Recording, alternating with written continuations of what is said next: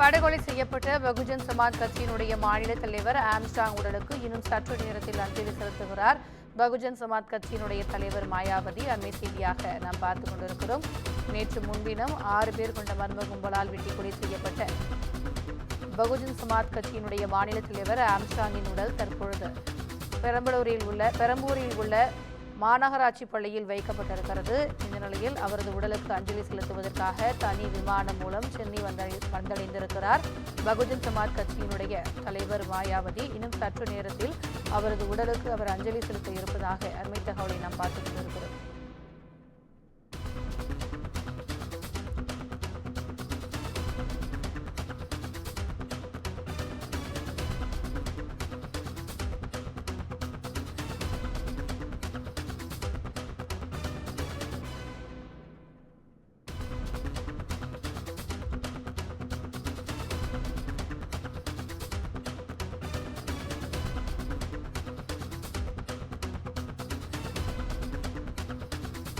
இன்னும் சற்று நேரத்தில் ஆம்ஸ்ட்ராங்கினுடைய உடலுக்கு பகுஜன் சமாஜ் கட்சியினுடைய தலைவர் மாயாவதி அஞ்சலி செலுத்த இருப்பதாக அண்மை தகவலை நாம் பார்த்துக் கொண்டிருக்கிறோம்.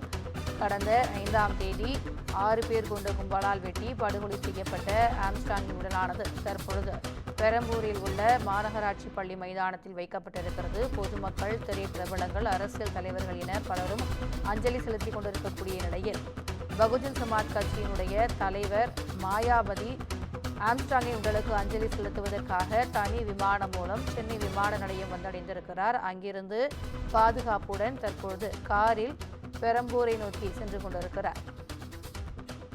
கூடுதல் விவரங்களை எமது தலைமைச் செய்தியாளர் சிவா வழங்க கேட்கலாம். வணக்கம் சிவா, இது குறித்தான கூடுதல் விவரங்கள்.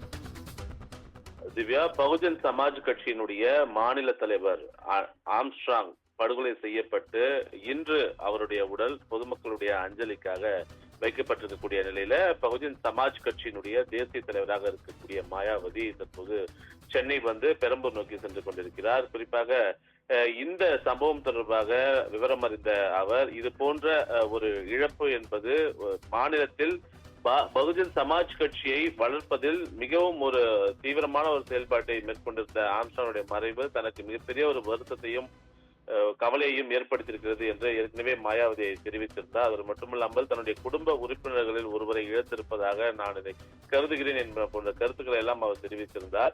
எனவே இந்த விவகாரத்தில் தமிழ்நாடு அரசு உடனடியாக நடவடிக்கை எடுக்க வேண்டும். இது போன்ற ஒரு நிகழ்வு இனிமேல் நடைபெறக்கூடாது என்பதையும் அவர் தன்னுடைய சமூக வலைதளத்தில் வெளியிட்டிருக்கக்கூடிய பதிவின் மூலமாக குறிப்பிட்டிருந்தார். அந்த அடிப்படையில் தற்போது பொதுமக்களுடைய அஞ்சலிக்காக வைக்கப்பட்டிருக்கக்கூடிய ஆம்ஸ்ட்ராங்குடைய உடலுக்கு நேரடியாக அஞ்சலி செலுத்துவதற்கு பகுஜன் சமாஜ் கட்சியினுடைய தேசிய தலைவர் மாயாவதி தற்போது சென்னை வந்து பெரம்பூர் நோக்கி சென்று கொண்டிருக்கிறார். குறிப்பாக மாயாவதி ஆம்ஸ்ட்ராங் மேல் மிகப்பெரிய ஒரு அன்பை கொண்டிருந்தார். ஏனென்றால் தமிழ்நாட்டில் மாயாவதியை அழைத்து வந்து மிகப்பெரிய அளவில் ஒரு மாநாடு நடத்தி தேசிய அளவுல ஒரு பார்வையை ஈர்த்தவர் ஆம்ஸ்ட்ராங். அந்த அடிப்படையில மாயாவதிக்கும் ஆம்ஸ்ட்ராங்குக்கும் இருக்கக்கூடிய இந்த பாச உணர்வு என்பது நீண்ட நாட்களாகவே நீண்ட ஒரு ஆண்டுகளாகவே இருந்து வந்தது. அந்த அடிப்படையிலேயே அவருடைய பதிவும் ஒரு குடும்ப உறுப்பினரை இழந்தது போல இருக்கிறது என்ற போன்ற கருத்துக்கள் எல்லாம் அவரும் தெரிவித்திருந்தார். இந்த நிலையில்தான் அவருடைய வருகைக்காக தான் இவருடைய இறுதி அஞ்சலி, அவருடைய ஊர்வலம் என்பது நேற்றைய தினம் நடத்தப்படாமல் இன்றைய தினம் ஒத்திவைக்கப்பட்டிருந்தது.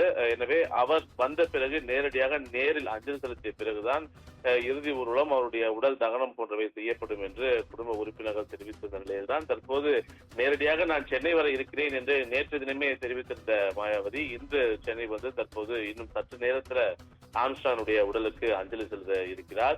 அதோடு மட்டுமல்லாமல் இந்த படுகொலை விவகாரம் தொடர்பாக அவர் நேரில் அஞ்சலி செலுத்திய பிறகு செய்தியாளர்களை சந்திப்பதற்கான ஒரு ஏற்பாடும் செய்யப்பட்டிருப்பதாக தெரிகிறது. என்றால் ஒரு மாநிலத்தில் இருக்கக்கூடிய ஒரு தேசிய கட்சியினுடைய தலைவர் இது போன்ற ஒரு படுகொலை செய்யப்பட்டிருப்பது என்பது தேசிய அளவுல கவனத்தை பெற்றிருக்கிறது. தமிழ்நாடு அரசு இதில் 8 பேரை நாங்கள் கைது செய்திருக்கிறோம். மேற்கொண்டு 3 இது தொடர்பான ஒரு வழக்கு கைது செய்யப்பட்டிருக்கிறார்கள். அவர்கள் நீதிபதி முன்பு ஆஜர்படுத்தப்பட்டு தற்போது நீதிமன்ற காவலில் புழல் சிறையில் அடைக்கப்பட்டிருக்கிறார்கள். எனவே இந்த போன்ற படுகொலை என்பது அரங்கேறிய 4 மணி நேரத்திலேயே குற்றவாளிகள் கைது செய்யப்பட்டிருக்கிறார்கள் என்று காவல்துறை தரப்பிலிருந்து தெரிவித்தாலும் கூட இந்த குற்ற நிகழ்வு நடைபெறாமல் தடுப்பதற்கு காவல்துறை தவறிவிட்டது என்பன போன்ற குற்றச்சாட்டுகளை தொடர்ந்து எதிர்க்கட்சிகள் முன்வைத்து வரக்கூடிய நிலையில்தான் இந்த வழக்கை சிபிஐக்கு மாற்ற வேண்டும், உண்மை குற்றவாளிகளை கைது செய்ய வேண்டும் என்பன போன்ற தொடர் கோரிக்கை என்பது நேற்று நாள் முழுவதுமே பகுஜன் சமாஜ் கட்சியினுடைய நிர்வாகிகள் ஆம்ஸ்ட்ராங்குடைய ஆதரவாளர் மூலமாக முன்வைக்கப்பட்டது. இந்த நிலையில்தான் அவருடைய இறுதி ஊர்வலம் இந்த தினம் நடைபெற இருக்கக்கூடிய நிலையில பகுஜன் சமாஜ் கட்சியினுடைய தேசிய தலைவராக இருக்கக்கூடிய மாயாவதி நேரடியாக அவருடைய இந்த இறுதி நிகழ்வில் கலந்து கொண்டு அவருக்கு மரியாதையும் அஞ்சலியும் செலுத்திய பிறகு செய்தியாளர்கள் சந்தித்து இந்த படுகொலை விவகாரம் தொடர்பாக பல்வேறு குற்றச்சாட்டுகளையும் கேள்விகளையும் எழுப்புவார் என்ற ஒரு எதிர்பார்ப்பு தற்போது ஏற்பட்டிருக்கிறது. அதற்காக இன்னும் சற்று நேரத்தில் ஆம்ஸ்ட்ராங்குடைய உடலுக்கு மரியாதை செலுத்திய பிறகு அவர் இந்த செய்தியாளர் சந்திப்பதற்கான ஏற்பாடுகள் தற்போது செய்யப்பட்டு வருகின்றன. திவ்யா, விரிவான தகவல்களுக்கு நன்றி சிவா.